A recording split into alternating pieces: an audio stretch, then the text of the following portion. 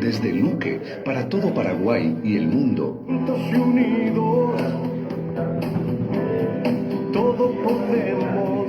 Eco Radio Digital, la voz de la ciudadanía. Información, análisis y participación. Tu voz cuenta, un espacio de Procipa, la Asociación para la Promoción de la Cultura Cívica en el Paraguay.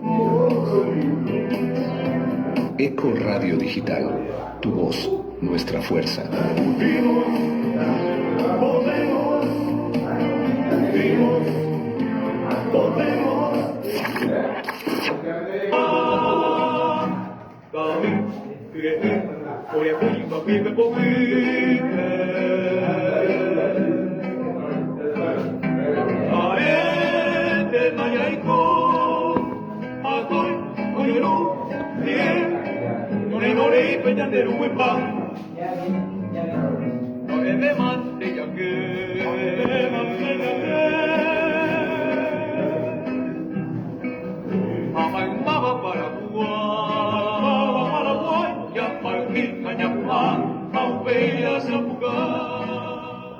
Eco Cívico Político, una propuesta de la Procipa, a través de Eco Radio Digital, como parte del proceso continuo de educación política que ayude a comprender los fundamentos y procesos democráticos sobre la base de la información veraz y el análisis crítico de la realidad nacional. Alentamos la participación cívica activa, organizada y comprometida de la ciudadanía, capaz de velar por la vigencia plena del Estado Social de Derecho en nuestro querido Paraguay.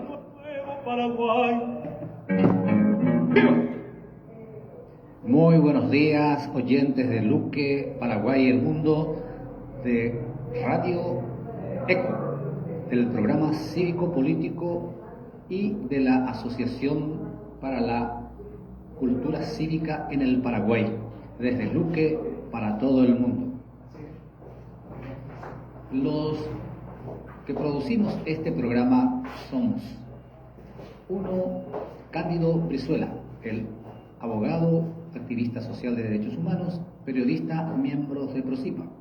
Profesor Gabriel Espínola, activista social referente del Sindicato de Trabajadores de la Educación, OTEP-AP. Profesor Ignacio Parra Gaona, docente jubilado, miembro de Procipa.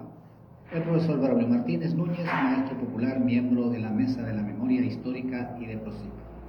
Bien, queridos oyentes, hoy tenemos un programa que es parte del todo y por supuesto tiene su importancia en particular: la política fiscal y presupuesto general de gastos de la nación. Pero antes que eso quisiera informarles quiénes van a estar hoy con nosotros para la cuestión de diversos temas. Uno es el profesor docente universitario Aldo Centurión, economista, magíster en economía empresarial, consultor, investigador, asesor en la Cámara de Diputados y en el Ministerio de Industria y Comercio, que va a tratar con nosotros la cuestión de la política fiscal. En realidad es asesor de la Cámara de Senadores. Perfecto, muy bien. En lo absoluto fuiste. En lo absoluto fuiste asesor. En el bloque segundo, la movilización ciudadana de rechazo a proyecto viaducto elevado del Ministerio de Obras Públicas y Comunicaciones, la arquitecta Miriam Ramírez y el economista Pedro Flores, de la Coordinadora de Vecinos de Luque, afectado por el proyecto de viaducto elevado del Ministerio de Obras Públicas y Comunicaciones. Acá me corrige el director del programa, no es Miriam Ramírez, es la arquitecta Nora Ramírez, que ya está en estudios. Muy bien, vamos a comenzar con el programa entonces, a cargo del profesor docente universitario Aldo Centurión, sobre la cuestión de la política fiscal, para que podamos comprender, entender y comprender esta cuestión que creemos es de suma importancia para la ciudadanía en términos del manejo de la economía de los recursos de nuestro país. Bien, profesor, comenzamos entonces a tratar el tema de la política fiscal, que está dentro del contexto de la programación que viene secuencialmente y coherentemente tratando toda la cuestión del Estado, del gobierno, la Constitución Nacional, o sea, el funcionamiento del aparato estatal y sus gobiernos, y en ello abarca esta cuestión de la política fiscal, profesor. Sí, muy buenos días, Braulio, a todo el equipo, Mario, ¿qué tal? ¿Cómo está? A los oyentes, y bueno, vamos a tratar un tema que es de suma importancia para todos los ciudadanos, fundamentalmente porque las decisiones que asume el Estado, se habla de Estado social de derecho, ¿no? Ese Estado que es soberano, que tiene el poder de sanción, de alguna manera, y de regulación también. Y al cual pertenecemos todos. Y al cual pertenecemos todos como ciudadanos. Eso es muy importante, ¿no? Pero que tiene un marco jurídico. Entonces, estas decisiones que asume el Estado están enmarcadas en la política fiscal, ¿no es cierto?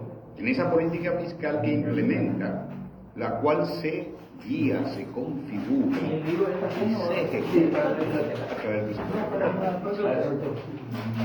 A través del presupuesto. Se ejecuta. Y bueno, nosotros estamos hablando prácticamente del 35-40% del Producto Interno Bruto. Entre 18.000, 19.000 19.000 la última millones de dólares, que es el presupuesto que se está presentando. En general, sí. Que usualmente no se ejecuta todo. La ejecución es alrededor entre 80 y 85%, porque depende de la caja. ¿Quién maneja la caja? El Ministerio de Economía y Finanzas, el MEF, anteriormente el Ministerio de Hacienda, ¿no? Bueno, entonces no se ejecuta. Entonces, cuando nosotros hablamos un poco, ¿cuándo interviene el Estado? Eso es muy importante. ¿Y por qué debe intervenir el Estado? ¿Cuál es el ámbito de intervención del Estado? Entonces es cuando existen ineficiencias en el mercado, en la producción de bienes y servicios, o cuando el sector privado no está interesado. Vamos a suponer, relaciones internacionales, el sector privado no está interesado, ¿no? Por ejemplo, en muchos casos, la salud y educación básica, o el tema de muchas veces de la regulación sobre el medio ambiente, ¿no? Entonces es el Estado el que tiene que proveer de bienes y servicios, ¿no? Por ejemplo, no sé por qué el Estado está produciendo caña, es capaz. Hace rato debería haber desaparecido. ¿Qué interés tiene la República del Paraguay, el Estado, en producir caña, aristócrata, y con pérdida? Y ahí hay parte del presupuesto general de gastos. Y claro, por supuesto que se paga con presupuesto del Estado. Se financia. Y se financia. Otras instituciones que tienen pérdida, como el caso de INC, O Petropar. ¿no? Dicen que tienen pérdida. ¿Quién certifica? Pero lo sabemos porque la información que nos llega es información muy difusa. Es oficial. Bueno, si me dicen ahí que hay un estado de resultados y que está auditado, y auditar significa controlar. ¿Y quién lo controla? Si cuando ya todo se hizo mal, le controla la Contraloría y le dice, bueno, Contraloría está después cuando se hizo mal todas las cosas. Pero en el proceso del desarrollo de las cosas. Claro, el control se hace, y vos sabes muy bien, permanente, como constructor, permanente, antes, que durante, la planificación, durante y después. Así es. A veces en ella ya pues la control después de sucedió el hecho. Sí. La vio pega. Llegamos tarde. Llegamos tarde. Bueno, el otro, y voy a terminar. Espera, profesor, quiere decir que la política fiscal abarca también la inversión de estos entes.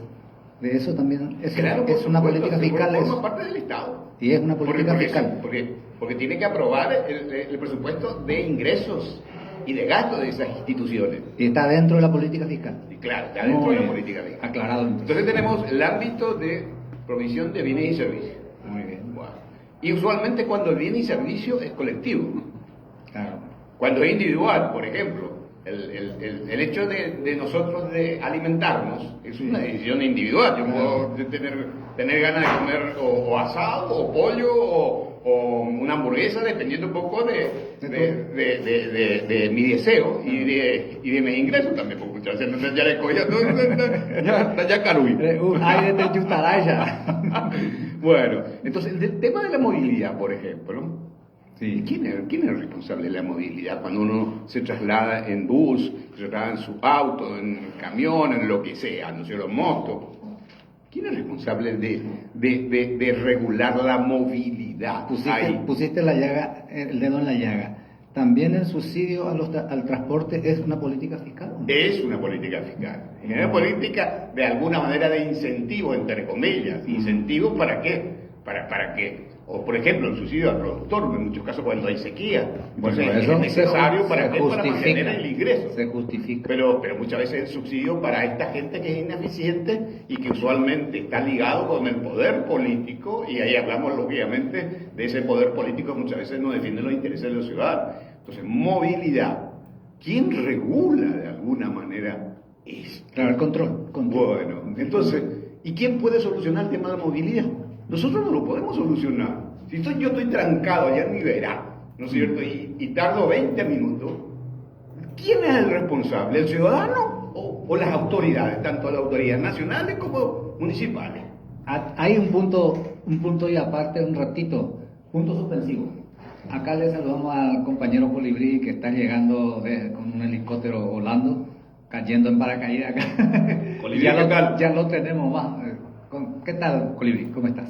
Muy buenos días a la audiencia Maite Joreuda Opabatea Bemorá, Radio Eco Digital, compañeros de la mesa y audiencia, muy buenos días. Bueno, luego vamos a entrar, Colibrí, en tu tema específico sobre la política fiscal en cuanto a la parte jurídica. Ahora vamos a escuchar la exposición acá del profesor, su conceptualización de esto, y vamos para ir aclarando el concepto de política fiscal y qué es eso y cómo se está manejando los recursos proveídos por el trabajo de toda la ciudadanía, de todos los trabajadores. Muy bien, entonces la política fiscal está, digamos, le guía y se efectiviza, se ejecuta a través del presupuesto de la nación. Pero lo más importante es, ¿para qué? Para definir a futuro, digamos, qué tipo de política fiscal es la más adecuada para Paraguay, y para entender. Entonces les quiero decir solamente ese ámbito de intervención, el primero, la provisión de bienes y servicios. Nos concentramos que tiene que ser un servicio público. Sí. Cuando el bien es un servicio individual, entonces uno se apropia de ese pan y es del individuo, no es de todos, pero el aire es de todos. Claro. Bueno, perfecto. Pero el otro ámbito es cuando existe desigualdad en el ingreso y en la riqueza. Ahí debe intervenir el Estado. Entonces muchas veces sí, ¿cómo interviene el Estado a través del presupuesto, a través del gasto? Por un lado, o la imposición de impuestos cuando la riqueza es excesiva, por ejemplo, el impuesto inmobiliario. El impuesto inmobiliario es un impuesto de muy baja recaudación, ¿no es cierto? Por ejemplo, ¿no? Y no castiga, no digo que castiga, sino porque el impuesto tiene que ser justo. Entonces, a las grandes propiedades no se le exige una contribución mayor, porque en realidad para sostener el Estado debe haber la contribución de los que tienen más. Claro. Porque los que tienen menos apenas o caruna. Correspondiente a su ingreso. Bueno, entonces, cuando existe desigualdad, y Paraguay es uno de los países más desiguales, ¿no?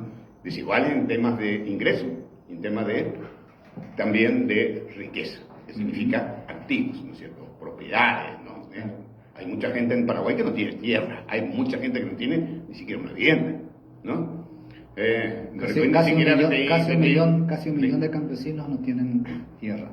Claro, no tienen tierra en el marco jurídico, de alguna manera, y muchos de ellos han invadido por razones de sobrevivencia. No están en propiedad de ellos. Sí, no están en propiedad. Bueno, entonces, y luego vamos a los tipos de intervención. Eso es muy importante para definir la política fiscal.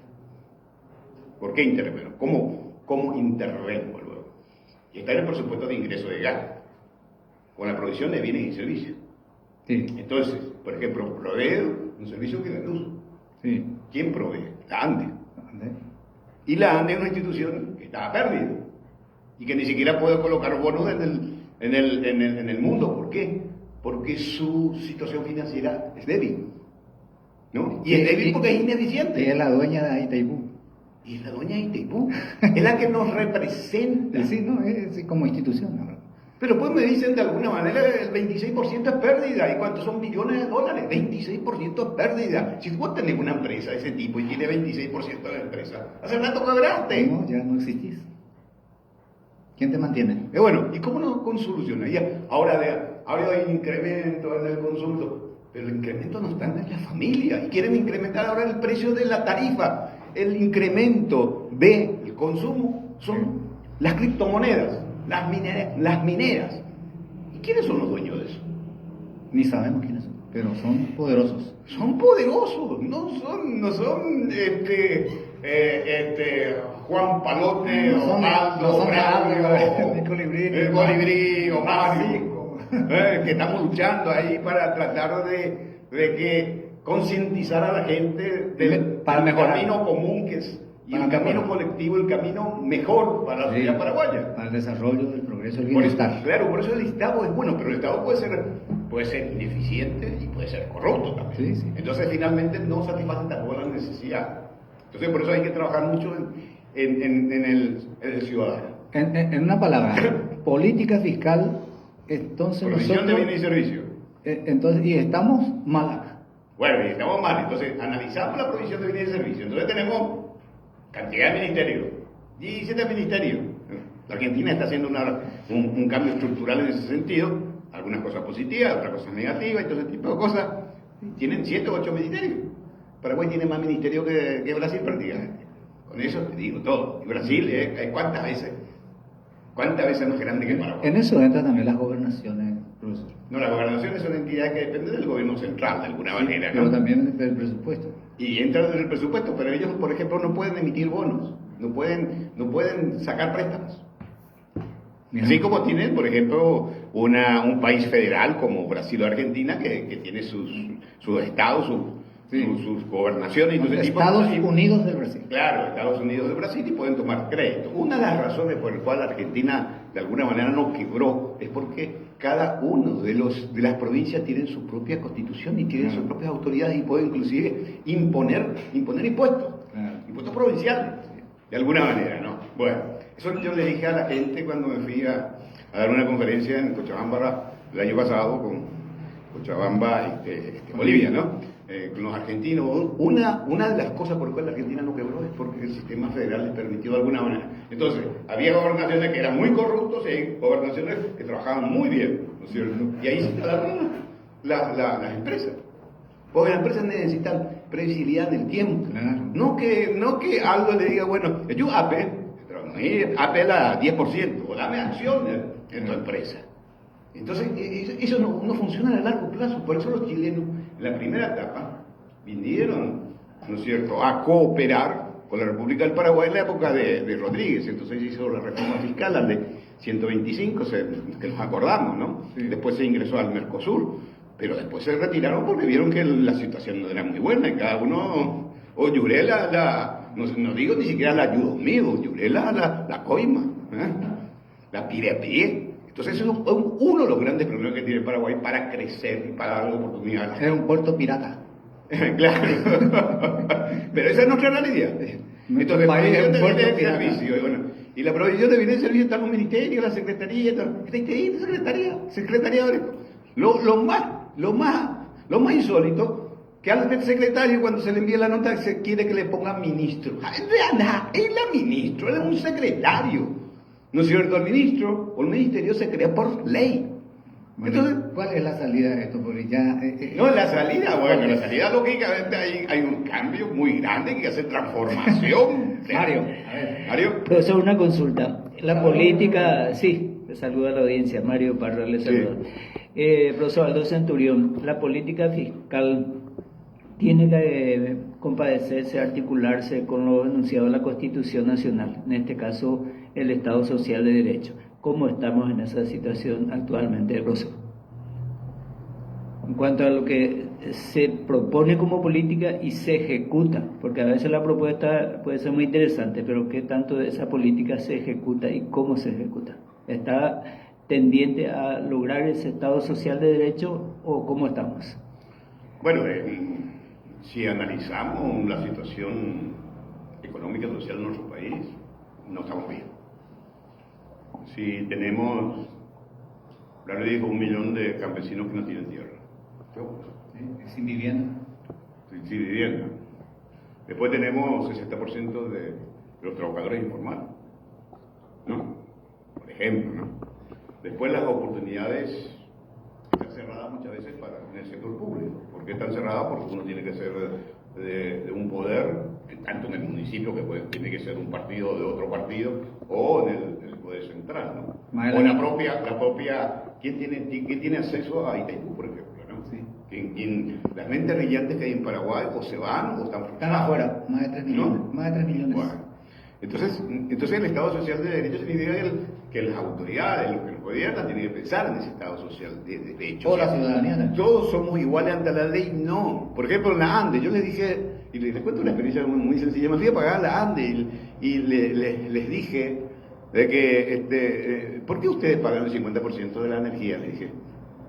Y me miró bien, el joven me dijo, y bueno, yo no tengo la culpa que usted está en la vereda de los perdedores, me dijo. ¡Japuca! La forma en que me dijo, ¿no es cierto? Repita, profesor. ¿Qué es lo que le dijo? Repita con es decir, que ellos como tienen un 50% de pago, yo no sé por qué lo tienen, no debería ser ese, porque todos tenemos que ser iguales ante la ley, ¿no es cierto? Boliví, así debe ser, ¿no? Y entonces le dije, ¿por qué si ustedes pagan esto? Y entonces a nosotros nos presionan tremendamente que tenemos que pagar esto, aumentan las tarifas. Y bueno, yo no tengo la culpa que usted está en la vereda de los perdedores, me dijo. Braulio, ¿sabe por qué era la pregunta, profesor? Porque, vamos a decirle, en la realidad, por ejemplo, la política fiscal, supongo, ¿verdad?, debe contemplar la carga tributaria, por decir.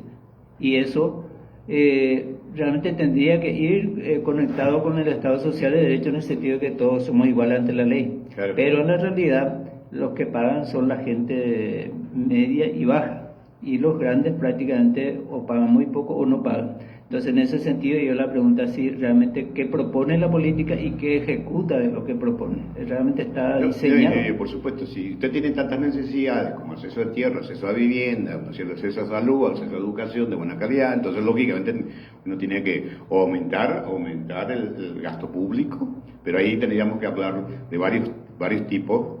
Hay que hacer una reestructuración completa de los propios ministerios y secretarías, algunas secretarías que no deberían existir, algunas instituciones que no deberían existir. Hay consejos, por ejemplo, el Consejo de IPESA, que no debería existir desde mi punto de vista.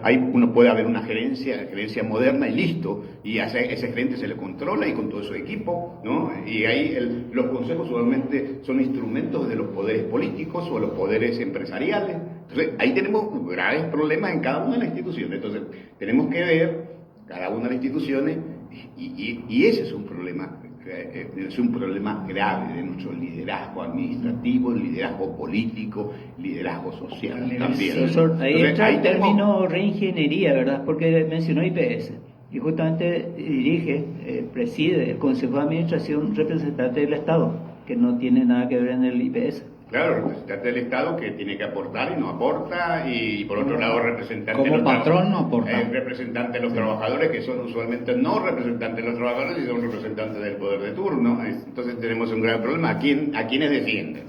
¿No es cierto? Ese es un gran problema. ¿A quién defiende usted? Bueno, entonces hablamos un poco de la provisión de bienes y servicios, ¿no es cierto?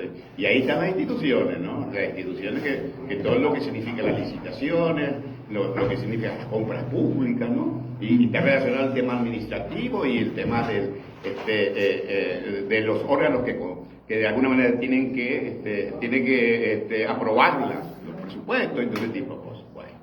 Otro, imposición de impuestos y subsidios y tasas. Entonces tenemos los impuestos. Los impuestos salen a la ley, trabajan a la ley. Las tasas usualmente salen a través de una ley, por ejemplo, la tasa de valoración aduanera, 0.5% que se paga por todas las importaciones, entonces eso es ley, digamos, por una ley, ¿no? Pero después están diferentes resoluciones y decretos que hacen de que haya una tasa o un subsidio, ¿cierto? No ese tipo de cosas.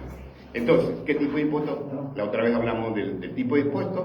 Sí. Los impuestos son directos e indirectos. Los impuestos son directos, son que van directamente sobre la riqueza o sobre los activos, e indirectos son como el IVA, el impuesto selectivo al consumo, que se carga, como dijo Mario, en la mayoría de la población. No es que la ANDE, por ejemplo, dice de repente a alguna institución que pagó IVA. La ANDE no pagó IVA. El que pagó, el consumidor, el usuario que pagó. Bueno, y entre los 500 grandes contribuyentes representan el 50% de los ingresos tributarios, ¿no es cierto? Y después tenemos una evasión del 30%, ahí anda nuestro amigo Miguel. Sí. Bueno, ¿qué tal, Miguel? ¿Cómo te va? ¿Cómo andas, amigo? Muy bien, ahí trajiste tu tereré, está muy bien, nosotros estamos con bien pertrechado. Bien pertrechado. Vino el amigo Miguel, Tarde, pero seguro. Bueno, entonces, y después están las tasas. Tasas tenemos una cantidad de tasas, pero algunas sobreviven. Senaxa funciona relativamente bien. ¿Por qué vive a través de las tasas? Las tasas, por ejemplo, de comercialización de ganado vacuno, por ejemplo. ¿No? Bueno, todo un drama. Pero funciona de alguna manera. ¿Por qué? Porque nosotros hemos incrementado enormemente la exportación de carne. Somos un referente mundial. Si en términos de Producto Interno Bruto somos el número 100, bueno, en exportaciones de carne somos el número 5. Entonces, hay algunos temas muy interesantes, el tema de las tasas, que sobreviven instituciones con estas tasas. Senaxa es una de ellas, Infona es una de ellas también, ¿no es cierto? Muy bien, y otra vez de impuestos. Bueno. Vamos a seguir sobre estos puntos porque es el método de los chinos, que una gota de agua puede con el tiempo agujerear la piedra. Así vamos a ir con estos temas porque son de extremada importancia a la concepción del proyecto de país que necesitamos. Pero ahora vamos a una pausa y vamos a escuchar un tema extraordinario de Los Corales que se titula El Vecino, de Ramón Ríos Riquelme, interpretado por Los Corales, grupo Los Corales. Adelante, Francisco.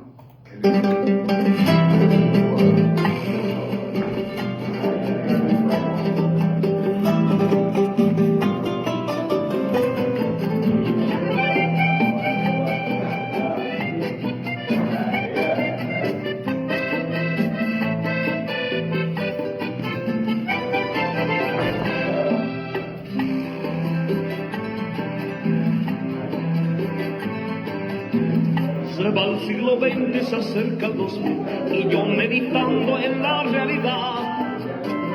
Informa la prensa noticias que asustan los hechos más graves de la actualidad. Grandes corrupciones en todo el planeta, crisis que provocan estallido social. Hay huelga de hambre, movilizaciones, guerras comerciales y tanta impunidad. Prójimo burro, esclavo que apenas se gana el sustento. Cerveza en la mano, bailando cachaca, proclama la danza, saldrá Flameanza su cuerpo, la vieja bandera del club deportivo de su gran pasión. Eufórico vibra prendido al relato, revienta un plato y estalla en un gol.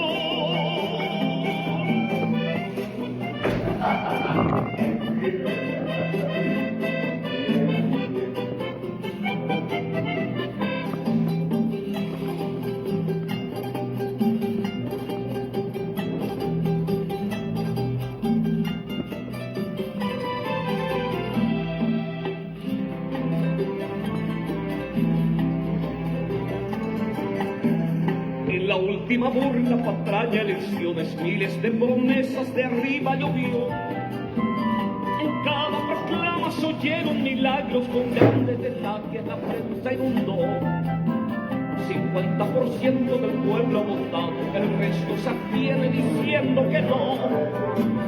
El más marginado empeñó el documento, la oferta del AMPA no pudo aguantar. Y miro al vecino, un prójimo burro, esclavo que apenas se gana el sustento. Cerveza en la mano, bailando cachaca, proclama alabanza hasta el gran manda más. Planea en su azotea una vieja bandera del club deportivo de su gran pasión. Eufórico vibra prendido al relato, revienta un petardo y estalla en un gol.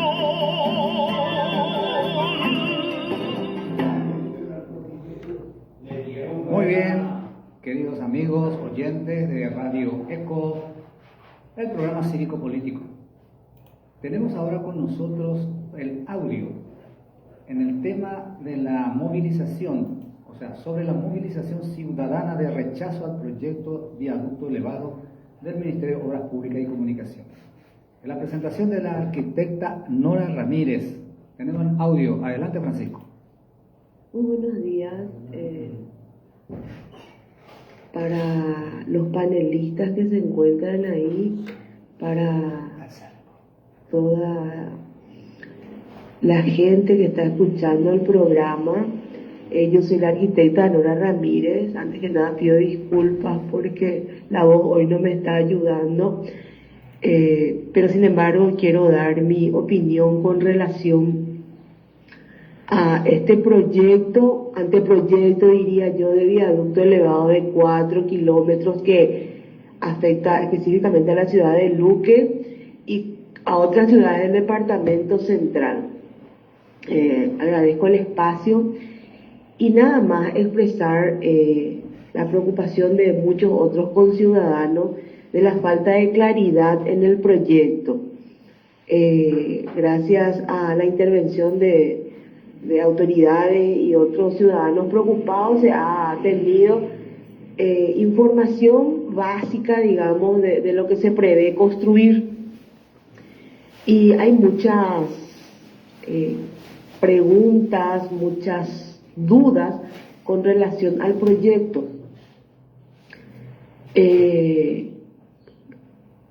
Quiero aclarar además que no estamos en contra de mejoras en la infraestructura vial, en la circulación más rápida del transporte de los vehículos, ¿verdad?, de conectividad entre ciudades, pero también queremos que sea de forma organizada, planificada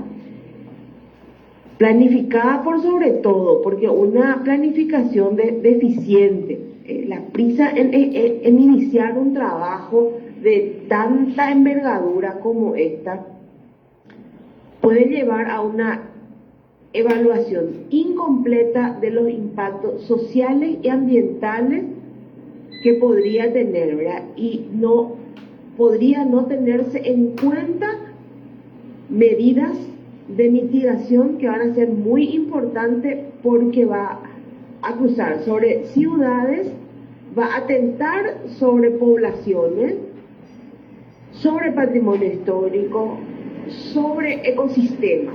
Entonces, siempre está ahí el temor, ¿verdad?, de cómo va a impactar en la polución sonora, ambiental, el desarraigo que es algo muy fuerte, y el temor por el tipo de diseño que pueda haber, que quizás no respondan a las necesidades. Y bueno, todo esto es lo que nos juntó a unos cuantos luqueños y con personas de otras ciudades a hacer consultas y a ocuparnos de esta situación. Cabe destacar que una obra de esta envergadura crea ruptura en muchos aspectos, ¿verdad?, en el tejido urbano, en el modus vivendi, y puede acarrear problemas, teniendo en cuenta que se le prioriza al automóvil antes que al ser humano, antes que al ciudadano. Antes que darle una calidad de vida, uno le construye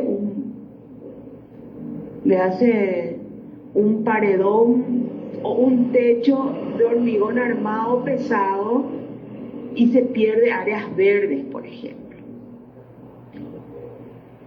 Creemos de que pueden haber otras soluciones. Queremos mesas de trabajo multidisciplinarios e interinstitucionales para tratar el tema. No puede haber una infraestructura buena si perjudica a la naturaleza y a la gente, porque pueden causar fuertes impactos, y impactos por sobre todo en la sociedad, porque el desarraigo, mucha gente va a perder su casa, la fragmentación familiar y social de una obra vial no es lo más adecuado, ¿verdad? va a dividir comunidades, incluso familias. Si no hay una planificación, va a alterar la estructura social. Mucha gente va a tener que dejar su capilla, su escuela, su comunidad. Va a haber desarraigo de la familia, ruptura en sus rutinas diarias. Desde ahora hay una incertidumbre sobre el futuro de todas y cada una de las familias que van a ser afectadas. Entonces es para tener en cuenta, para sentarnos, para que las autoridades se sienten, planifiquen correctamente y con la participación ciudadana, En Luque específicamente nos preocupa también la pérdida del patrimonio cultural, ¿verdad? del patrimonio edilicio que es la estación del ferrocarril. Es un lugar bellísimo. El espacio de la plaza estación, como le llamamos, es un área verde, un área pública revitalizada de más de 6.000 metros cuadrados, que incluye camineros, iluminación, arborización, que fue el trabajo de empresa privada, la comunidad organizada, y sirve de espacio de esparcimiento y es un pulmón de nuestra ciudad. Y hoy que corremos el riesgo de perder, eso también es algo bastante preocupante. En ese lugar se realizan actividades deportivas, culturales, sociales. Es un lugar de esparcimiento. Del verano, por sobre todo a la noche, es muy frecuentado, y todos los otros días a la tarde también. Y de hecho que todo esto que comento preocupa. Y para no alargarme mucho, quiero comentar nada más que imagínense una familia que con mucho sacrificio construyó por 10, 15, 20, 25 años su vivienda, donde tiene su hogar, y hoy tiene que salir e irse a buscar terreno, iniciar nuevamente una construcción. Mientras tanto tendrá que ir a vivir de arrimado en la casa de un pariente o tendrá que alquilar un lugar. Me pueden decir de que el dinero se le va a entregar, que van a tener disponibilidad de recursos económicos para todos esos trámites, pero todo lleva su tiempo, y el tiempo implica también dinero.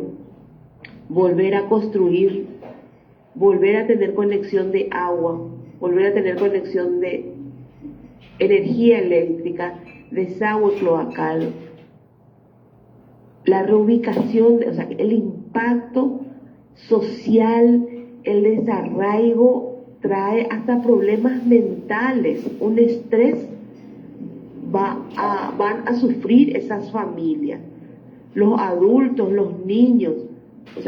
Hay que pensar en todo eso. Es una cuestión de sensibilidad hacia el compatriota también. En fin, son tantas cosas que podríamos estar horas hablando, pero dejar en claro que no estamos ajenos a las mejoras en la infraestructura vial, pero así también creemos que hay alternativas de solución, de calles circunvalatorias, mejoramiento de las calles. Acá en Luque se pueden ver otras alternativas, la calle, dar una solución al nudo conflictivo que tenemos en la zona del Borbón. Y sabemos que hay un equipo de arquitectos, hubo un equipo de arquitectos en algún momento que tuvo un proyecto de solución que no se pudo dar, entonces estamos detrás de ese proyecto.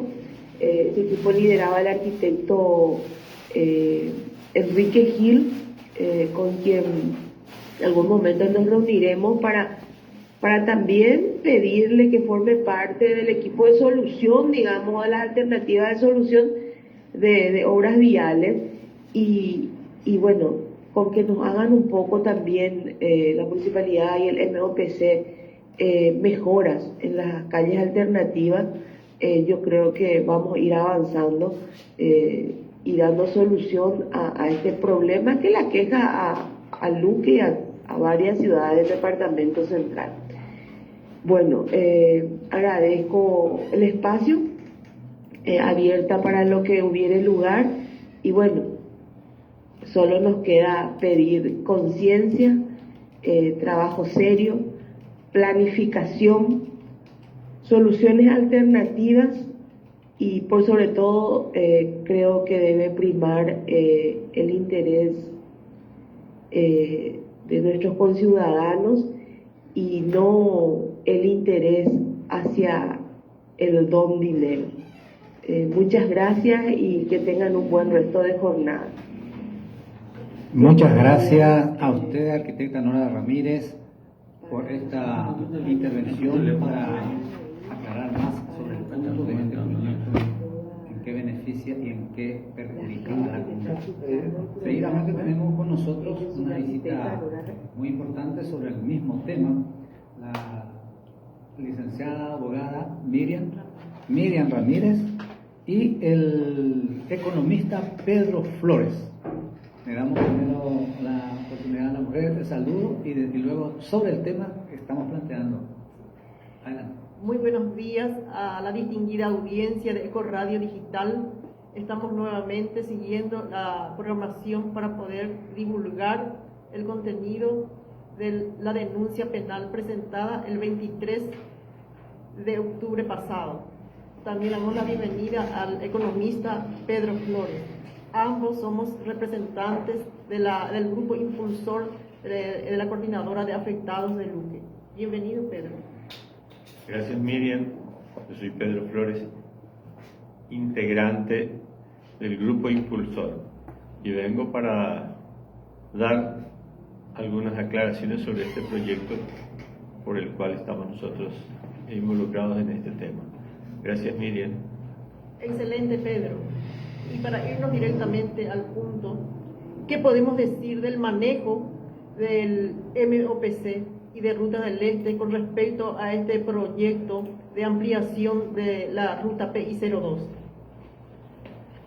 En primer lugar, se puede mencionar la ilegalidad de la adenda para adjudicar directamente la construcción de rutas San Bernardino-Luque y Luque-Areguá-Pacaray a Rutas del Este. Las principales violaciones al orden jurídico son: la modalidad APP elegida es una concesión, por lo que requeriría aprobación legislativa, artículo 202, numeral 11 de la Constitución Nacional, que no se dio, en grave violación de esta norma constitucional.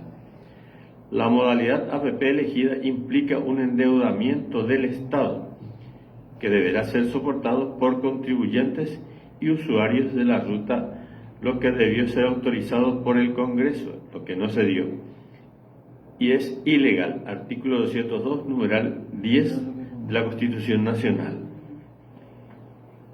¿Y qué podemos decir de la factibilidad de este proyecto?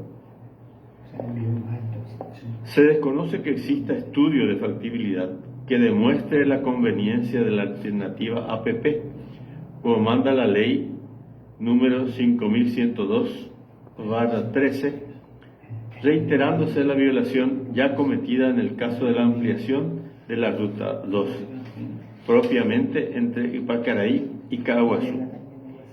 Es importante también mencionar a la ciudadanía el tema de la licitación. ¿Hubo licitación o no para este proyecto? En este caso ni siquiera hubo un simulacro de licitación, como fue la ampliación de la Ruta 2, por lo que la adjudicación directa a Rutas del Este es absolutamente ilegal, violando innumerables leyes de la República. Artículo 107 de la Constitución, de la ley número 5102/13, pues se establece un monopolio de hecho en rutas no concesionadas, como son las rutas Luque-Areguá, Ipacaraí y Luque-San Bernardino.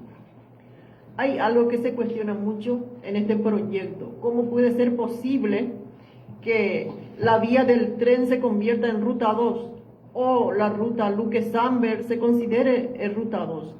¿Cómo podemos entender eso, Pedro?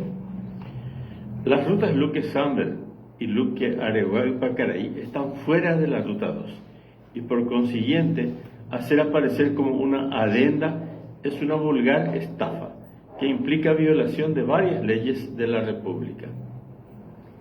Y teniendo en cuenta lo que dijo la compañera Nora, que también es del grupo impulsor de la coordinadora de afectados de Luque, ella mencionó que existe una alternativa.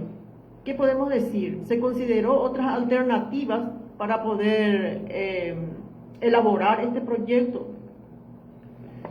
En ningún caso se consideraron otras alternativas más convenientes, como el agregado de algún carril en algunos tramos de las rutas existentes y menos aún de priorizar y encarar primero el tren de cercanías, dejando para otro momento la ampliación de las rutas en cuestión, pues solo el transporte ferroviario de pasajeros realmente descongestiona el tránsito en áreas metropolitanas de más de 1 millón de habitantes.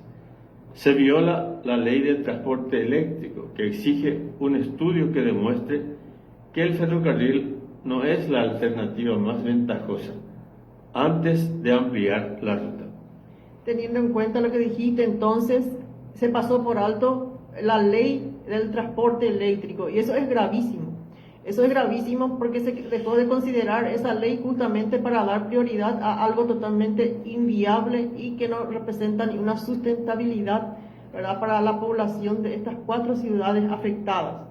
Entonces vemos también que este proyecto tiene un objetivo, que es el negociado, ¿verdad?, porque el transporte ferroviario no cobra peaje. Y el objetivo de ello es cobrar peaje. Entonces queremos recalcar eso a la ciudadanía en cuanto a informarles que debemos tener conocimiento de las intenciones por parte de MOPC y de estas empresas que son Ruta del Este, SACIR, ¿verdad?, y 8A, que no tenemos que pasar por alto. Aquí hay un gran interés económico, intereses creados, intereses económicos que debemos estar peleando como ciudadanos, que no debemos bajar la guardia y tenemos que estar unidos las 4 ciudades para poder hacer frente a esta situación que viola los derechos constitucionales y los derechos humanos.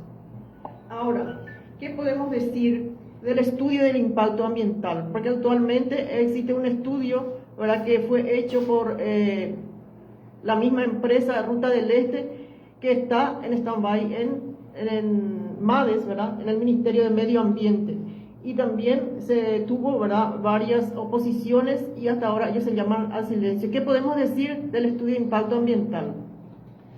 Se desconoce que se haya realizado un estudio socioambiental, cultural, así como del patrimonio histórico y urbano a ser afectado por las citadas ampliaciones, afectando a humedales, productores frutihortícolas y artesanos, entre otros, violándose todos los artículos constitucionales respectivos, así como la Convención Americana de Derechos Humanos, en numerosos artículos citados expresamente en el apartado correspondiente a obligaciones del Estado paraguayo y del Ministerio Público en el marco de los derechos humanos en relación con el proyecto de ruta Paraguay 02 y Pacaraí-Areguá-Luque, así como Luque-San Bernardino, y de otros órganos del Estado. Entonces podemos afirmar que el estudio de impacto ambiental presentado por la empresa Rutas del Este está totalmente empobrecido de estos aspectos, ¿verdad?, económicos, sociales y patrimoniales. Entonces también aprovechando, ¿verdad?, este espacio radial, solicitamos al MADES que se pueda, ¿verdad?, dar la situación de contestar nuestras posiciones y así ir avanzando en esta lucha. Nosotros esta semana, como el grupo impulsor de la coordinadora de Luque, estaremos apersonándonos en el Ministerio del Ambiente para exigir, ¿verdad?, la contestación de la oposición que hemos hecho en 2 oportunidades. Entonces, vamos a pasar ahora al espacio de la ampliación de la denuncia penal propiamente dicho. Podemos mencionar, Pedro, qué es lo que se pidió en la denuncia penal, qué se denunció y qué se pidió. Es importante mencionar a través de la denuncia penal se solicita a la Fiscalía para que investigue la intervención del contrato APP de la Ruta 2, incluyendo la administración de los peajes, designando un interventor judicial o contralor independiente que garantice transparencia en la recaudación. Además de eso, se solicita la suspensión cautelar de la ejecución de las obras de la Adenda 7 y de toda modificación contractual en curso, adendas, convenios o ampliaciones, hasta tanto se realice una auditoría integral de legalidad, factibilidad económica y constitucional, a fin de evitar la consumación del mayor perjuicio patrimonial que hoy ya está por encima de los $1.000 millones. Todos estos hechos relatados que describe puntual y cronológicamente la forma como se está llevando a cabo este proyecto, que al final acarrearía grandes perjuicios al Estado por la sobrefacturación de los precios, la concesión directa sin licitación, que va a endeudar al Estado sin haberse estudiado en el Congreso mediante una ley, puede marcarse dentro del hecho punible de lesión de confianza, además de cobro indebido de peajes, sin que se haya establecido por ley de la República, que se haya establecido en el Código Penal como exacción. Excelente. Todo esto es lo que se presentó en la denuncia y se solicita, ¿verdad?, que traten estas autoridades competentes, traten en forma correcta esta denuncia penal.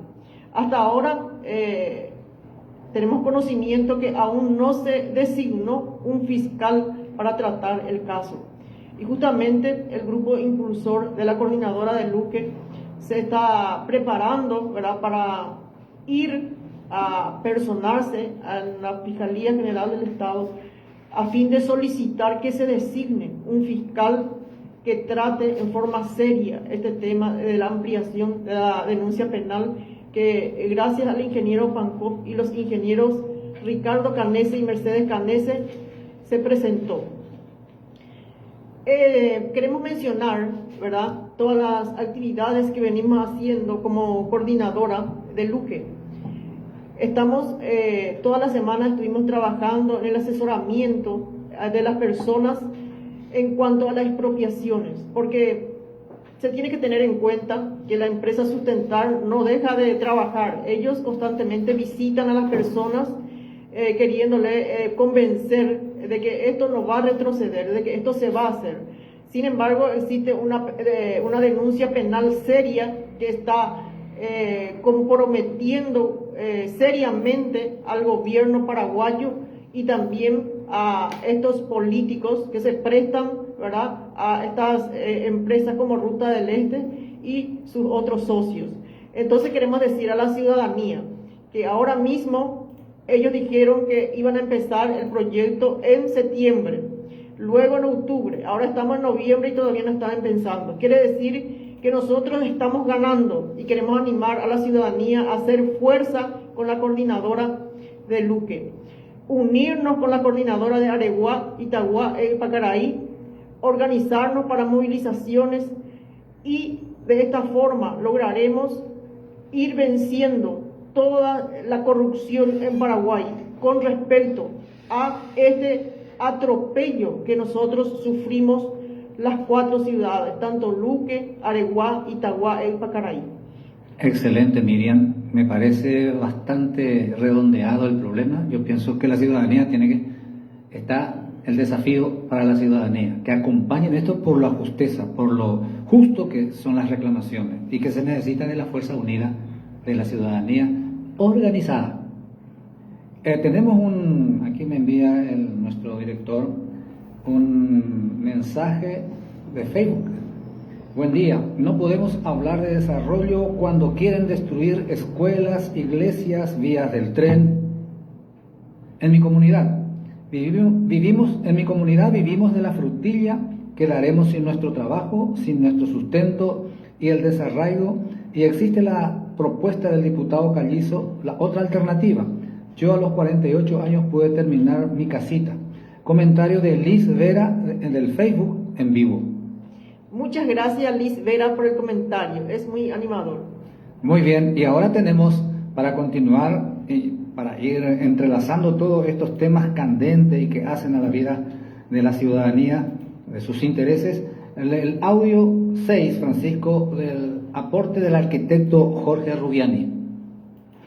Para analizar las obras que el Ministerio de Obras Públicas está realizando en el territorio de Azuceno habitualmente, hay que considerar primeramente un problema legal.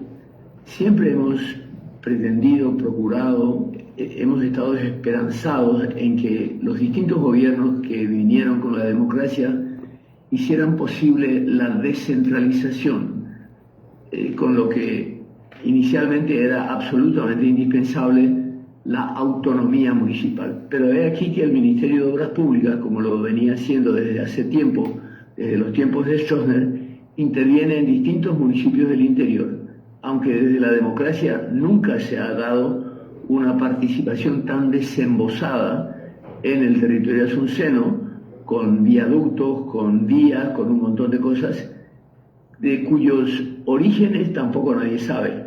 Porque aparte de que el Ministerio de Obras Públicas no tiene prerrogativas para hacerlo, nadie sabe quién diseña estas obras, nadie sabe con qué fundamentos técnicos y profesionales se ha realizado, porque habitualmente en cualquier país del mundo estas obras son debidamente publicitadas y son encaradas con profesionales de primera línea con muchas experiencias y que además prevén las consecuencias de las intervenciones con muchos estudios previos. Nada de eso se ve ni se ha visto hasta ahora en la labor del Ministerio de Obras Públicas.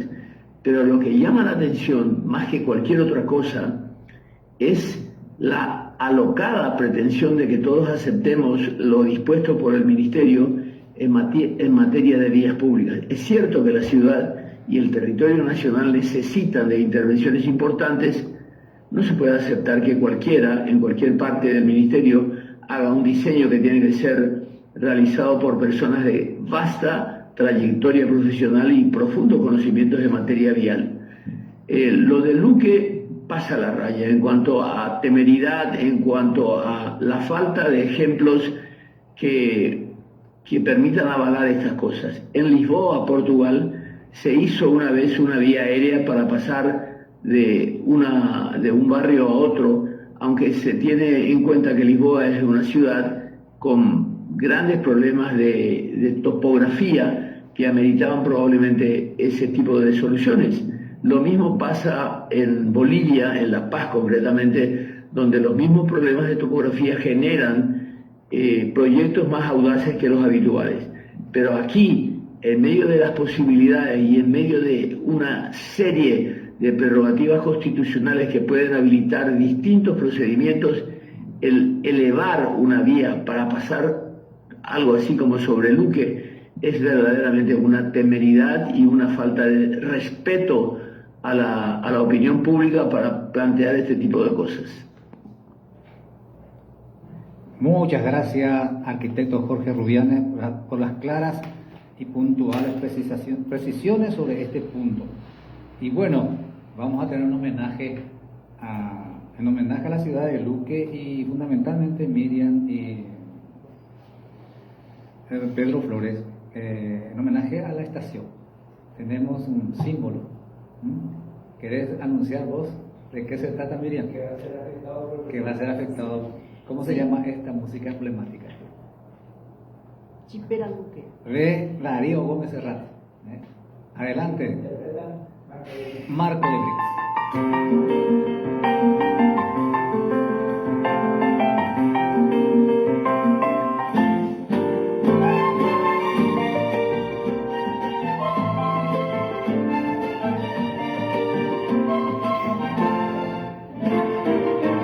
Chipera Luque, esa muerte va o pavo iba se movini. Mombe una se venderà, Chipera Luque no perdí. Chipera Luque, esa muerte va o pavo iba se movini. Mombe una se venderà, Chipera Luque no perdí. Hoy que se acabe, tiempo anoisa, la pura gente de vera hace un bewi, peina genioina. Y ya pobre hay por un mío cutre las 12 hay de tu piaria cero ajá añembo ya voluque estación B de veras es que todo lo que sabe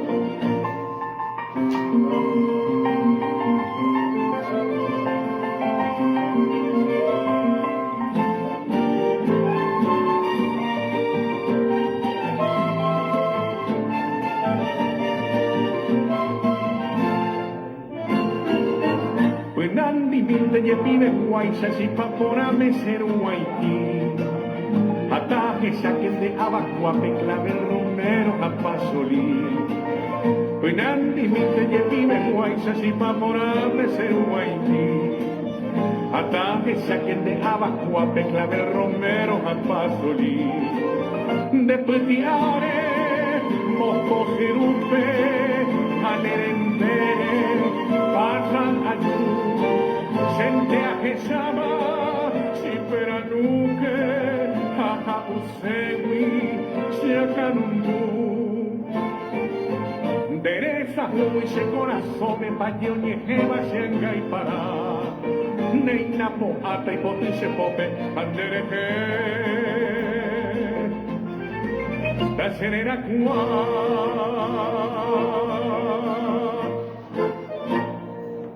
Gracias, Francisco, gracias a la Chipera Luque. Acaba de decirme aquí el economista Pedro Flores de que ese es un símbolo icónico de la ciudad de Luque y que va a ser destruido por este proyecto, nada más y nada menos que un patrimonio cultural de Luque y que de repente puede ser también patrimonio cultural de la nación paraguaya. Así mismo es Pedro Flores. Sí. Un segundito, Adelante. Con permiso de los acá participantes. Se comunicó conmigo el ex concejal municipal de Encarnación, Jesús Aurón. Él vivía en Luque, pero es de origen encarnaceno precisamente. Él hacía una crítica que compartí con la licenciada Alicia, Miriam Alicia ya, en el sentido de que el foco de la crítica, de la resistencia ciudadana tiene que dirigirse a las autoridades municipales, que probablemente ningún proyecto que dependa de ingresos externos, de créditos, va a ser otorgado si es que no se hizo el estudio de impacto ambiental. O sea, él asume que ese estudio que está en algún lugar de la municipalidad, para que no se difunda o socialice es otro tema. Muy bien. Y entonces hacía énfasis en eso y sobre la estación decía, eso hay opciones de solución en el eventual caso que se realice inclusive, que es exigir que se muden, digamos, enfrente nomás, pero que mantengan la estructura original con los materiales originales inclusive. Quise compartir esto nomás porque era un aporte de Jesús Aurón, en base a su experiencia de concejal, que ellos lucharon bastante, dice, con Yacinentá, para conseguir todo lo que es la costanera y varias otras obras. Nadie regala nada, dijo. Hay que luchar, hay que fundamentar, hay que tener estudios técnicos. Entonces, repito esto en homenaje a su participación. Perfecto, Mario, muchas gracias. Por supuesto, hay que dirigirse a donde hay que dirigirse, que son las instituciones encargadas de aplicar las leyes. En este caso hay que apretar a la Municipalidad de Luque. Y como dice, yo no sé si vos saludaste ya, ¿eh? No, hacer el saludo acá tenemos rápidamente porque estamos Miguel Amarillo, presidente de la AMIPE de Luque, de la Asociación de Microempresarios de Luque. Sí, muy buenos días a todos, buenos días a los panelistas, un gusto estar con ustedes y a la audiencia. Estamos haciendo fuerza a todos. Sí, Miguel. claro, estamos uniendo la fuerza. Vamos a ir tratando de redondear con precisión sobre los puntos para aportar la mayor claridad, la mayor lucidez a cada punto, porque es demasiado importante. Y todo está transversalizado. Por ejemplo, estábamos tratando la cuestión, profesor Aldo Centurión, para ir redondeando el tema, sobre la cuestión de la política fiscal, que también ahora explica Mario que hay que orientar cómo se gasta el dinero público. Pero también acá hay un área agrícola que está involucrado en el presupuesto general de la nación. Por ejemplo, la transversalidad que existe en todos los problemas. Sí, en realidad, bueno, el problema usualmente de los ciudadanos es el Estado, ¿no? Entonces, tenemos que ver cómo el Estado funciona mejor. O sea, hay una máxima de oro que nos dice de que cualquier tipo de proyecto, como están hablando ahí Miriam, ¿no? Flores, cualquier tipo de proyecto debe analizar el beneficio social versus el costo social. Cuando el beneficio social es mayor que el costo social, y estamos hablando de corto, mediano y largo plazo, hay que hacer la obra, cuando el beneficio social. Y en ese sentido, bueno, la única forma que cambiemos es que haya una ola ciudadana de defensa de los intereses ciudadanos.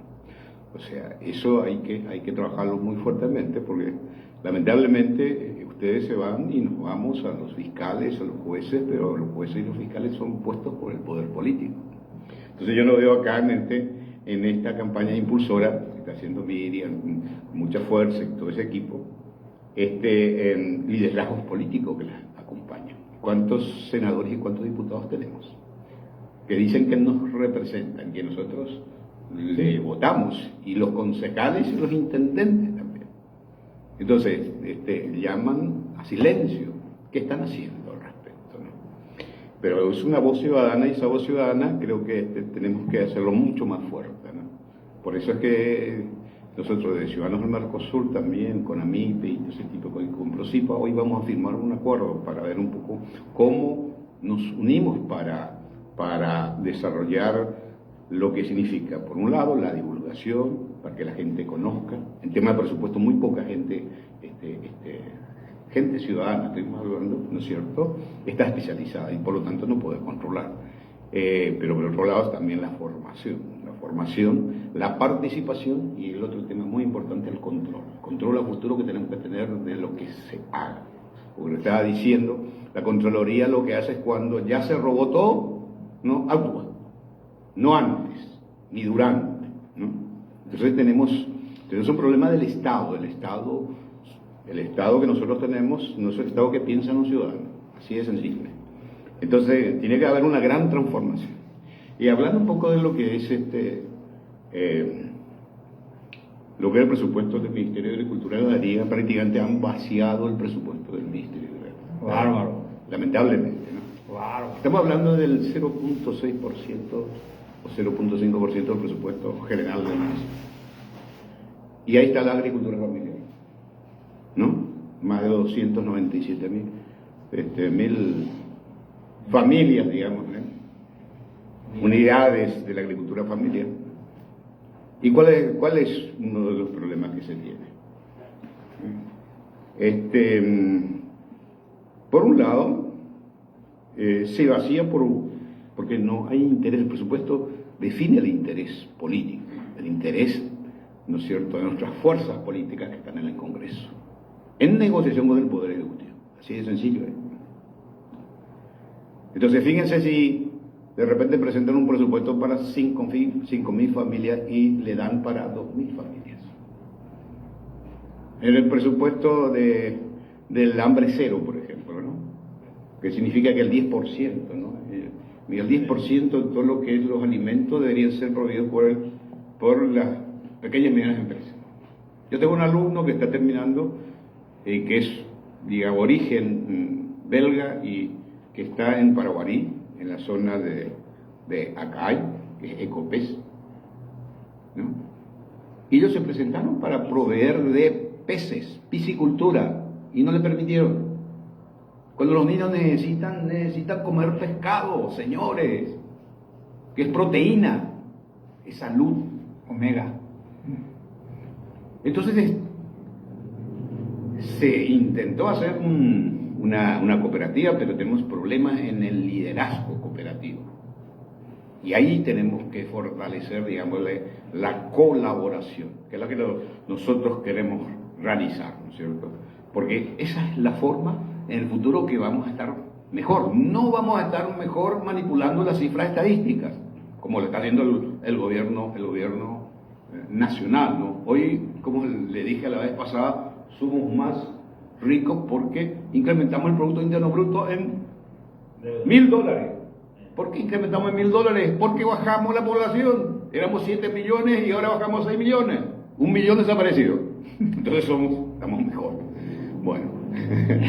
Permiso, ¿Sí, Mario? Permiso nuevamente. Está hablando el profesor de la agricultura familiar. Sí. Y estamos hablando del presupuesto. Entonces, bueno saber que se creó un viceministerio de agricultura familiar. Ahora queda con el nombre. ¿Qué presupuesto se le da? Existe una dirección de extensión agraria que tiene que hacer asistencia técnica a los productores de todo el país, agrícolas, ¿verdad? ¿Y qué presupuesto tiene para desarrollar? ¿Y a quién privilegia? Y probablemente nuevamente solamente a la agricultura empresarial. Los técnicos mismos enfatizan eso. Crédito agrícola. Entonces, ¿a quién privilegia? ¿A quién tiene chance de tener crédito agrícola? Y el que tiene poder nuevamente económico.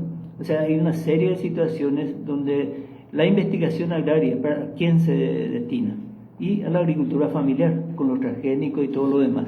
O sea, hay una serie de situaciones que hay que analizar vinculado al presupuesto para saber si realmente sirve ese Ministerio de Agricultura Familiar o es nada más una formalidad como siempre nos tiene acostumbrado la gente del gobierno. O sea, es un análisis muy bien, más referido a agricultura y ganadería. Pero así como dice Mariano, lo que dije al principio, han vaciado de presupuesto al Ministerio de Agricultura y Ganadería, especialmente con el enfoque de la agricultura familiar. Así de sencillo, ¿no? Porque hay un sistema MAC, como se llama, que está INDER, Crédito Agrícola de Habilitación que habla Morio, INCOP, Infona, Senaxa, ITAP. Entonces, tenemos un grave problema, no solamente de eficiencia, porque de hecho el Estado es ineficiente. Es decir, el BID ha hecho estudios y han determinado más o menos que el 10% es ineficaz el gobierno en general en toda América Latina. Pero ahí sumado con la corrupción, bueno, nos vamos al 20 o 30%, ¿no? De ineficiencia.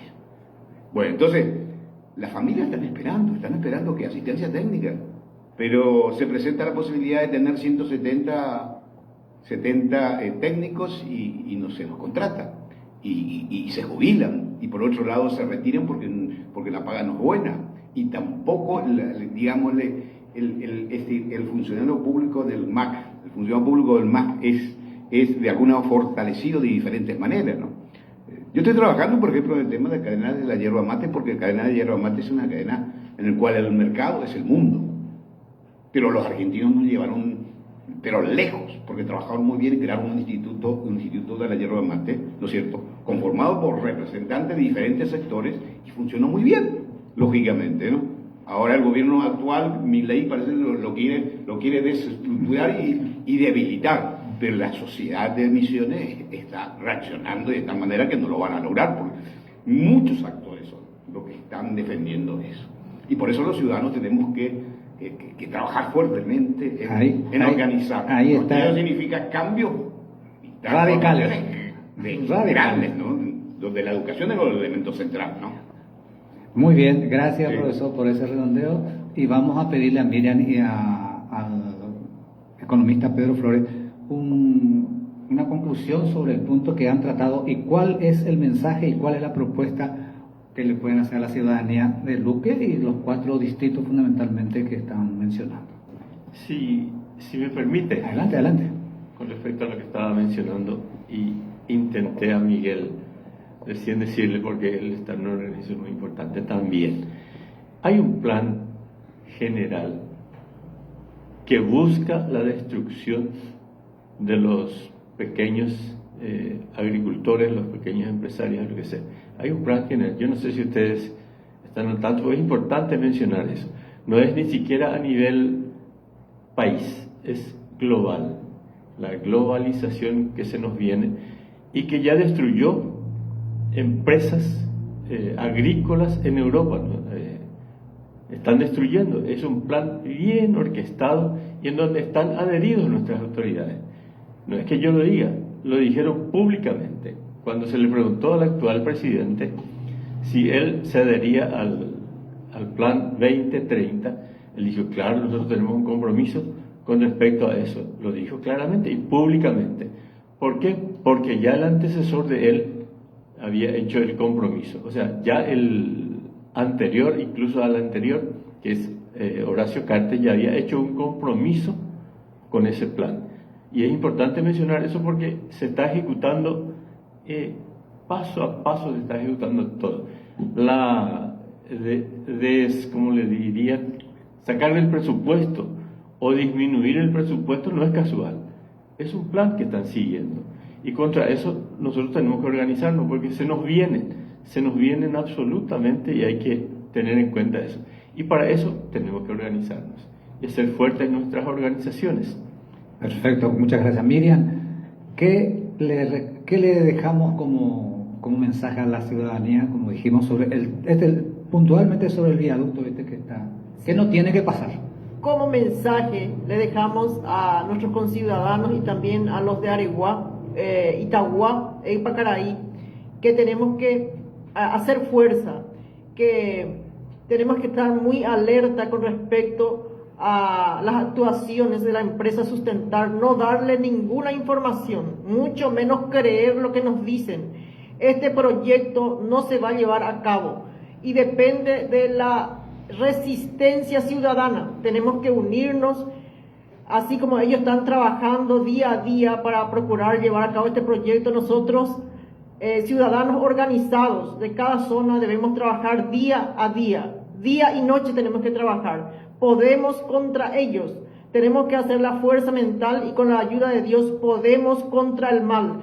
El bien debe vencer al mal y el bien va a venir de parte del pueblo, de parte de la ciudadanía. Entonces le animamos y le esperamos en las convocatorias que haremos en los próximos días para poder ir a hacer, ¿verdad? A informarnos acerca de la denuncia penal y, como dijo el profesor Aldo, también solicitar, ¿verdad?, a la posición que nos acompañe, ¿verdad?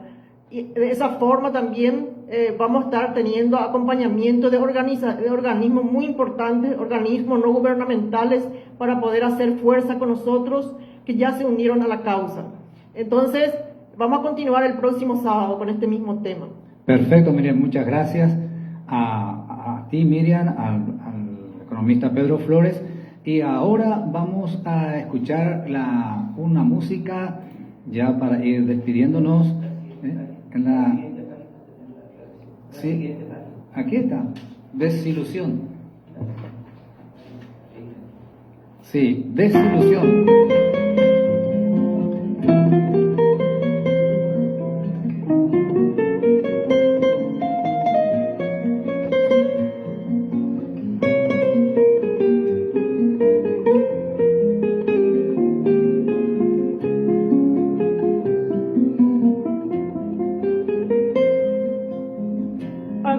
Víspera de elecciones, hasta mi rancho llegó el doctor. Dijo que a cambio de nuestros votos habría justicia, paz e igualdad. Hizo promesas y juramentos, dijo que nunca se olvidará. Casi llorando dijo que el hambre de nuestro pueblo radicará. Se hizo amigo hasta de los niños, de las mujeres, ni qué decir. Compadre de un correligionario, un verdadero hijo de Dios. Hijo, si acaso nuestro partido con mi persona llegue al poder, personalmente vendré a este pueblo trayendo toda la solución.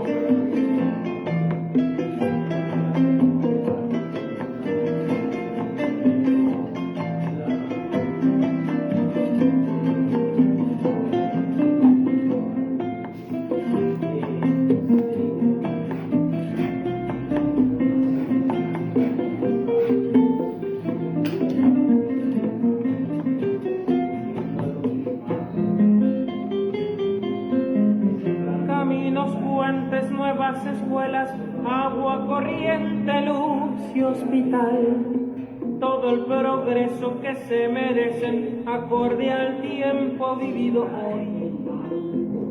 Hablo de tierras a campesinos y a sus productos precio al valor, un sueldo justo para el obrero, guerra frontal a la corrupción. Hijos de nobles y honestos padres, prójimo fiel a su tradición, se han puesto en marcha, mano a la obra, juntando voto para el doctor.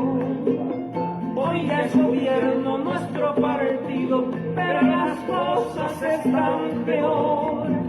Hambre, injusticias y represiones, muera el partido y aquel doctor.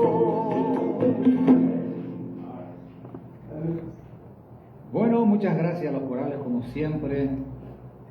Bueno, esta música dice desilusión, pero nosotros tenemos que no desilusionarnos, sino ilusionarnos, pero es importante señalar el estado ilógico. Y ahora ya no hay que ilusionarse con ello para no desilusionarnos. Perfecto. Bueno, conclusión. Profesor Aldo Centurión, un redondeo, una conclusión sobre el tema de la política fiscal, que ya bastante hemos adentrado en el tema, pero que acá no termina, por supuesto. Como todos los temas que acá estamos tratando, tiene absoluta correspondencia con todo el problema a nivel nacional, no es solamente sectorial, a nivel nacional. Profesor. Bueno, creo que en base a lo que discutimos, debatimos y nuestras preocupaciones,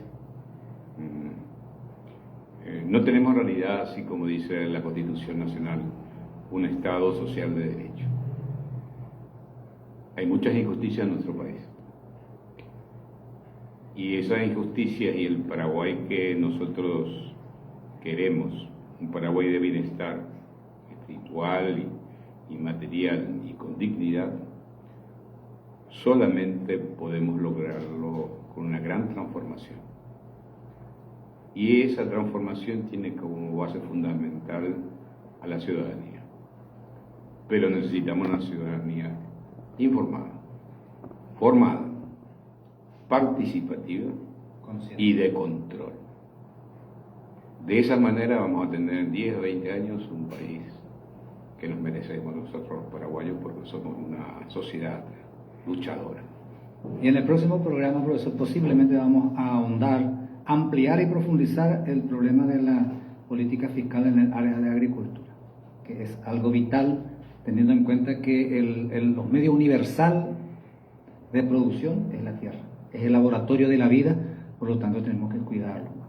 Y todos estos problemas que se avecinan deben ser resueltos indudablemente por la ciudadanía organizada. Y en ese sentido, este programa está al servicio de todos, así que vamos a avisarle a los compañeros, a la ciudadanía, que este medio está a disposición para apuntar y aportar a la concientización ciudadana. Colibrí, vos tenés que decir algo antes de cerrar.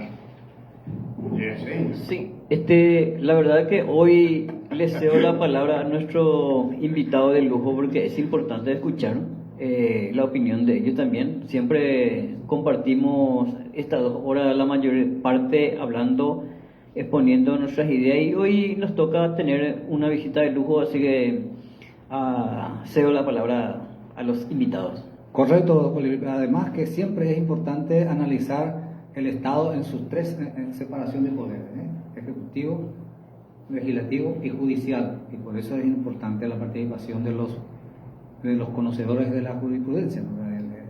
del derecho.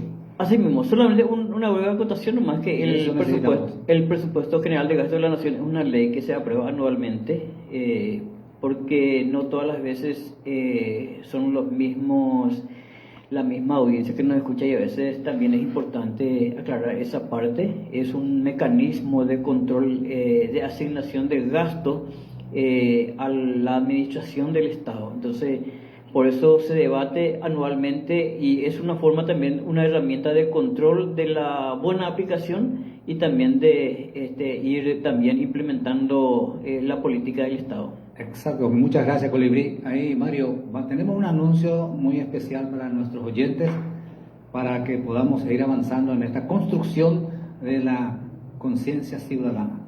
Sí, gracias, Braulio, como coordinador de este programa. Anunciamos que, terminado el programa Ecocívico Político, vamos a tener la firma de la Alianza Estratégica, un convenio marco de cooperación entre Procipa y Ciudadanos del Mercosur.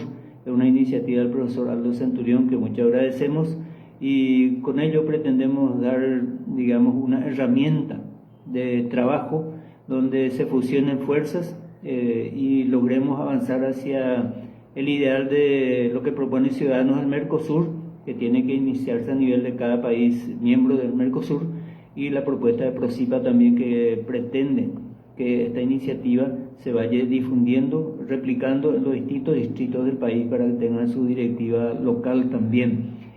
Así que, uniendo fuerzas, creemos que vamos a lograr aquello, y quiero decirle al profesor Aldo Centurión que anticipe un poco la primera actividad dentro de este convenio marco, que vamos a iniciar ya seguramente a principios del año 2026, en el primer mes, 17 de enero concretamente, el primer sábado, y que dé un poco unas referencias generales, porque creemos que es una primera actividad que pueda lograr, digamos, interesar y movilizar a los líderes comunitarios. Entonces el curso se llama Curso de Liderazgo Ciudadano, y que él va a explicar. Va a ser un curso virtual totalmente, cualquier ciudadano del Paraguay de cualquier lugar puede participar, y también del exterior, y con la intención de que sumemos fuerza y que eso se proyecte después a lo que nos preocupa, que haya líderes que asuman compromisos a nivel comunitario y puedan marcar la diferencia y dar oportunidad a que la gente pueda elegir realmente a personas que de su conocimiento, con integridad, con eficiencia, puedan manejar cada municipio. Profesor, si querés presentar un poco lo del curso Liderazgo Ciudadano, por favor. Excelente. Gracias Mario, gracias también por la confianza de Procipa, y les quiero decir, bueno, que Miriam lleva el libro que compró al inicio, luego del libro el año pasado, también Pedro lo está llevando. Ahí están los desafíos que tiene el Paraguay, hay gráficos muy interesantes, y la formación también. Y uno de los aspectos en los cuales toda la sociedad de América Latina, y probablemente el mundo en vías de desarrollo, es la debilidad ciudadana, la debilidad de diferentes formas, ¿no? Entonces, hablando con Mario un poco y también con Braulio, para fortalecer esa ciudadanía necesitamos formar a la gente, ¿no? Y no solamente vamos a hacer una campaña con el tema de Itaipú, que lo van a leer después muy detenidamente, ¿no es cierto? Porque ahí está uno de los fondos fundamentales que tiene la República del Paraguay para luchar, para que podamos hacer esos grandes proyectos, ¿no es cierto?, como los proyectos de movilidad, ¿no? Yo estoy pensando en Iberay, yo vivo en San Lorenzo, y es terrible lo que está pasando, y no podemos ni siquiera tener una ley de expropiación de Iberay, como lo hicieron los argentinos en la 9 de julio, ¿no?, que echaron hasta edificios, y nosotros no podemos resolverlo, algo muy sencillo nada más, ¿no es cierto? Entonces, porque nuestras autoridades no piensan en nosotros, en los ciudadanos. Entonces los ciudadanos somos los que tenemos que trabajar fuertemente. Entonces el curso va a durar aproximadamente 5 semanas, van a ser los sábados. Entonces vamos a hablar sobre el liderazgo político que necesitamos, porque finalmente quienes están en las intendencias, ahora que tenemos elecciones también. Acá está también Miguel, ¿no? Que hemos presentado algunas propuestas de hacer una secretaría de MIPYME en cada una de las municipalidades. Ninguna municipalidad tiene una secretaría de MIPYMES, ¿no? Excepto Fernando, pero Fernando todavía no está implementado. Está implementado, bueno, felicitaciones entonces, listo. Bueno, entonces, en ese sentido, tenemos una segunda jornada, ¿no? Los sábados a la tarde va a ser, y va a incluir el libro sobre desafíos de Paraguay, y también el tema del Fondo Binacional de Itaipú. Va a ser el tema económico. No solamente el tema económico como estábamos hablando, desde el punto de vista de la concentración y economía de escala, sino la colaboración. Hay que fortalecer muchísimo lo que significa la colaboración, el asociativismo. Eso es lo que nos va a actuar a futuro, ¿no? Entonces, una economía de ese tipo, yo soy un amante de la economía social de mercado, ¿no es cierto?, que es la que instaló Alemania en su tiempo y instala también todo en lo que es Europa, de alguna manera, integrando lo social con el mercado, y por otro lado el tema social, para resolver los grandes problemas. Es lo que hace China en este momento. Lo que hace China también, ¿no es cierto? Entonces, lo social, para resolver los grandes problemas que tenemos, tierra, vivienda, salud, educación, trabajo, empleo digno, ¿no?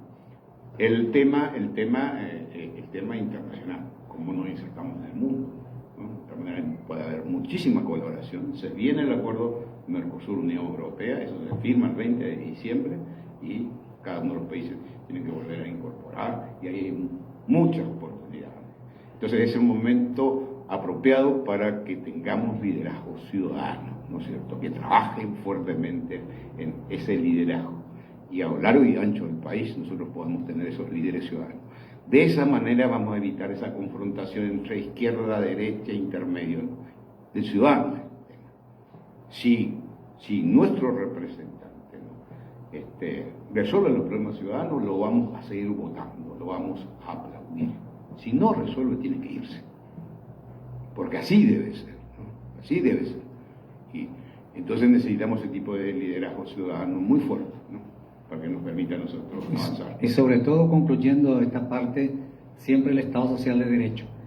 Una democracia representativa, dice. Una democracia no puede ser representativa si no surge de la participación genuina. Porque en las votaciones en Paraguay no votan más del 50%. Quiere decir que es una minoría de minoría lo que nos están gobernando. Y la gente no se da cuenta de eso, porque no participan, no van. Ahora en Nueva York eligieron a un alcalde musulmán de origen hindú, contrario a todo el establishment americano, y la gente lo votó. En masa fueron a votar. Y la gente dice, yo no me interesa, no voy a votar. Y entonces le está dando vía libre al corrupto y a los delincuentes. Bueno, muchas gracias a todos. Vamos a seguir con este tema que es apasionante. Estamos seguros de que la audiencia también está pendiente de estas cuestiones. Y Miriam, muchas gracias por tu presencia. También Pedro Flores, a Colibrí, a Miguel, al profesor Aldo, a Francisco, a Mario y a todos. Y bueno, nos despedimos hasta el próximo sábado.